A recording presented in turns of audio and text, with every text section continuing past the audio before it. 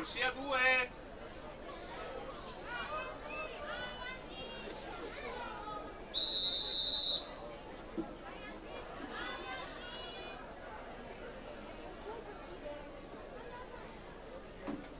Take your mark.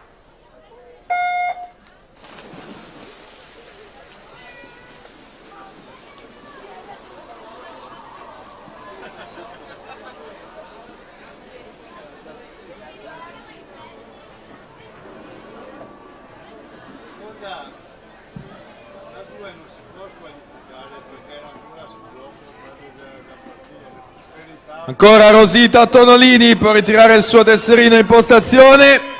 Sport and Fitness, Rosita Tonolini.